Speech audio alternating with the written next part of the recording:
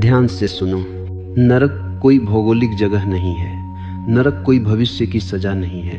नरक एक मानसिक अवस्था है, और वह मानसिक अवस्था तब पैदा होती है जब तुम वह नहीं होते जो तुम हो सकते थे, और बनने लगते हो वह जो तुम कभी हो ही नहीं सकते। तुम गुलाब हो, और गुलाब होने में तुम्हें कोई अपराध बोध नहीं था जब तक किसी ने तुमसे कहा नहीं कि कमल बनो। और उसी क्षण से तुम्हारी पीड़ा शुरू हुई। मैं तुमसे पूछता हूँ, क्या गुलाब कमल बन सकता है? और अगर बनने की कोशिश करे तो क्या वह सुंदर होगा? नहीं, वह न तो गुलाब रहेगा न कमल बन पाएगा।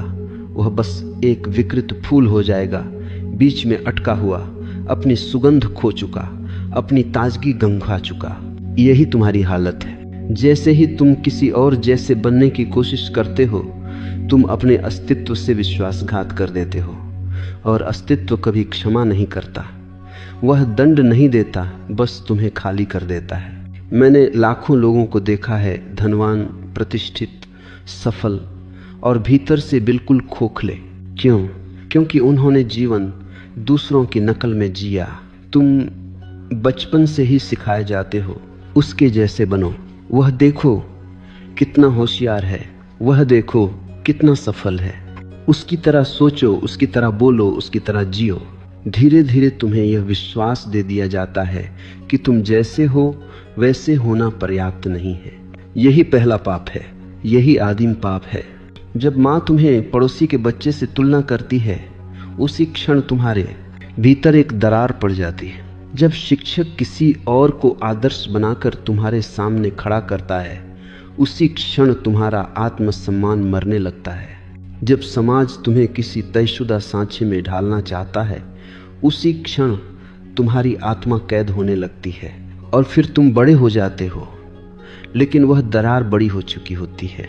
अब तुम हर समय तुलना करते हो, कोई तुमसे ज़्यादा सुंदर है, कोई ज़्यादा सफल है, कोई ज़्यादा आध्यात्मिक दिखता है, कोई ज़्यादा शांत है, और तुम लगातार अपने को छोटा अनुभव करते हो। यही नरक है। नरक का अर्थ आग नहीं है, नरक का अर्थ है खुद से असंतोष।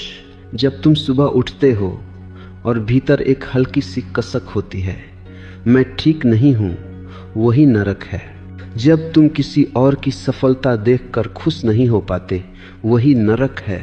जब तुम मुस्कुराते हो लेकिन वह मुस्कान उधार की होती है, वही नरक है। मैं तुमसे एक सूत्र कहता हूँ, और इसे हृदय में उतार लेना। ईश्वर कभी नकल नहीं करता। उसने दो एक जैसे पत्ते नहीं बनाए, दो एक जैसे चेहरे नहीं बनाए, दो एक जैसे मन नहीं बनाए, और तुम सोचते हो कि तुम्हें किसी और जैसा बनना है। यह विचार ही ईश्वर के खिलाफ है। लेकिन समाज को नकल चाहिए, क्योंकि नकल करने वाला व्यक्ति खतरनाक नहीं होता, वह विद्रोही नहीं होता, वह सवाल नहीं करता, वह बस भीड़ का हिस्सा बन जाता है। भीड़ सुरक्षित है, लेकिन भीड़ में आत्मा मर जाती है। तुम भीड़ बन गए हो, नाम भले ही अलग हो, चेहरा भले ही अलग हो, लेकिन भीतर से तुम भीड़ हो। तुम वही कपड़े पहनते हो जो फैशन कहता है, तुम वही सोचते हो जो ट्रेंड कहता है, तुम वही मानते हो जो बहुमत मानता है, और फिर तुम कहते हो मैं दुखी हूँ। कैसे सुखी हो सकते हो? तुम हो ही नहीं।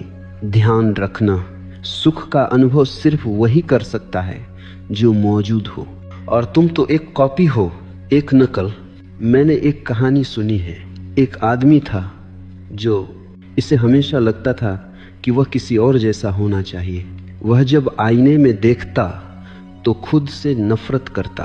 एक दिन उसने तय किया, अब मैं महान लोगों जैसा बनूंगा। उसने बुद्ध की चाल अपनाई, महावीर की चुप्पी ओढ़ ली, कृष्ण की मुस्कान उधार ले ली। लेकिन वह भूल गया कि बुद्ध इसलिए थे क्योंकि वे किसी और जैसे नहीं थे। महावीर इसलिए थे क्योंकि वे अपनी मौलिकता में खड़े थे। कृष्ण इसलिए थे क्योंकि वे पूरी तरह स्वाभाविक थे। यह आदमी सब कुछ करता रहा, लेकिन भीतर और खाली होता गया। एक दिन वह मेरे पास आया और बोला, मैं सब कुछ कर रहा हूँ, फिर भी शांति नहीं है। मैंने उससे कहा, क्योंकि तुम कर रहे हो, तुम हो नहीं रहे। तुम्हारी समस्या यह नहीं है कि तुम कम हो, तुम्हारी समस्या यह है कि तुम दूसरे हो। जब तक तुम अपनी विशिष्टता को स्वीकार नहीं करते तब तक कोई समाधि नहीं है, कोई प्रेम नहीं है, कोई आनंद नहीं है। ध्यान रखना, आनंद कोई लक्ष्य नहीं, आनंद एक उप उत्पाद है और वह उप उत्पाद तभी पैदा होता है जब तुम सहज होते हो। सहज होने का अर्थ है जैसे तुम हो वैसे ही होना। अगर तुम्हारे भीतर क्रोध है तो उसे सज्जनता से ढकने की कोशिश मत करो। अगर तुम्हारे भीतर डर है तो बहादुरी का अभिनय मत करो। अगर तुम्हारे भीतर दुख है तो झूठी मुस्कान मत ओढ़ो, क्योंकि अभिनय तुम्हें दूर ले जाएगा और सत्य ही तुम्हें घर ले आता है। मैं ये नहीं कह रहा कि क्रोध अच्छा है, मैं ये कह रहा हूं कि अस्वीकार और भी ज्यादा बुरा है। जो है उसे देखो, बिना तुलना के, बिना आदर्श के, बिना किसी और की छाया के। जिस दिन तुमने यह साहस कर लिया उस दिन पहली बार तुम स्वर्ग के द्वार पर खड़े होगे, क्योंकि स्वर्ग का द्वार बाहर नहीं है, वह तुम्हारे भीतर है और उसकी चाबी है स्वीकार। स्वीकार कि तुम अद्वितीय हो, स्वीकार कि तुम्हारी यात्रा किसी और से तुलना योग्य नहीं है, स्वीकार कि तुम्हें किसी की नकल बनने की जरूरत नहीं, दूसरों जैसा बनने की चाह ही नरक है और अपने जैसा होने का साहस ही स्वर्ग है। अब थोड़ा और गहरे उतरते हैं, क्योंकि जो रोग सतह पर दिखाई देता है उसकी जड़ें बहुत नीचे होती हैं। दूसरों जैसा बनने की चाह अचानक पैदा नहीं होती, इसे धीरे धीरे बोया जाता है, पानी दिया जाता है और फिर यह पूरा जीवन घेर लेती है। मैं तुमसे पूछता हूं, क्या तुमने कभी किसी छोटे बच्चे को दुखी देखा है सिर्फ इसीलिए कि वह किसी और जैसा नहीं है? नहीं, बच्चा जैसा है वैसा ही आनंदित है। वह न तुलना करता है, न प्रतिस्पर्धा जानता है, वह न भविष्य की चिंता करता है, न अतीत का बोझ ढोता है। तो फिर यह चाह आई कहां से? यह चाह तुम्हारी नहीं है, यह तुम्हें दी गई है। समाज का पूरा ढांचा ही तुलना पर खड़ा है। तुलना समाज का सबसे बड़ा हथियार है, क्योंकि तुलना के बिना तुम स्वतंत्र हो जाते हो और स्वतंत्र व्यक्ति को कोई नियंत्रित नहीं कर सकता। माँ बाप तुम्हें प्रेम करना नहीं जानते, वे तुलना करना जानते हैं। वे सोचते हैं कि तुलना से तुम बेहतर बन जाओगे। उन्हें पता नहीं कि तुलना से बेहतर नहीं, टूटा हुआ मनुष्य पैदा होता है। जब माँ कहती है देखो शर्मा जी का बेटा कितना अच्छा है, तो वह यह नहीं जानती कि वह एक वाक्य तुम्हारे भीतर कितना जहर घोल देता है। अब तुम दो हिस्सों में बंट जाते हो। एक हिस्सा वह है जो तुम हो, दूसरा हिस्सा वह है जो तुमसे कहा गया कि तुम्हें होना चाहिए। और ध्यान रखना, यह दूसरा हिस्सा कभी पूरा नहीं होता, क्योंकि आदर्श हमेशा दूर रहता है। आदर्श एक चाल है। आदर्श कभी जीने के लिए नहीं होते, वे सताने के लिए होते।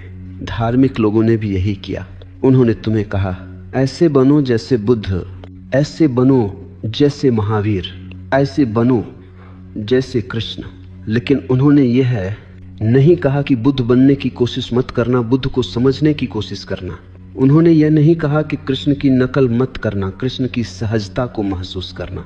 नकल आसान है, समझ कठिन है और मन हमेशा आसान रास्ता चुनता है। अब तुम भीतर से लगातार खिंचाव महसूस करते हो।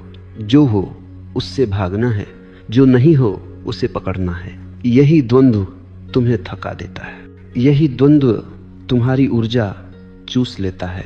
मैंने देखा है, लोग ध्यान करते हैं लेकिन भीतर एक छुपी हुई महत्वाकांक्षा होती है। मैं दूसरों से ज्यादा शांत दिखूं, मैं ज्यादा आध्यात्मिक लगूं, लोग कहें वाह कितना गहरा आदमी है। यह भी तुलना है, यह भी नरक है, सिर्फ सजाया हुआ नरक। तुम चाहे संसार में हो या आश्रम में, अगर तुलना है तो नरक है। तुलना का अर्थ है तुम अपने भीतर खड़े नहीं हो, तुम हमेशा बाहर देख रहे हो, और जो बाहर देखता है वो भीतर कैसे उतरेगा? मैं तुमसे एक बहुत सूक्ष्म बात कहता हूं, दूसरों जैसा बनने की चाह असल में आत्मघृणा है। तुम खुद से प्रेम नहीं करते,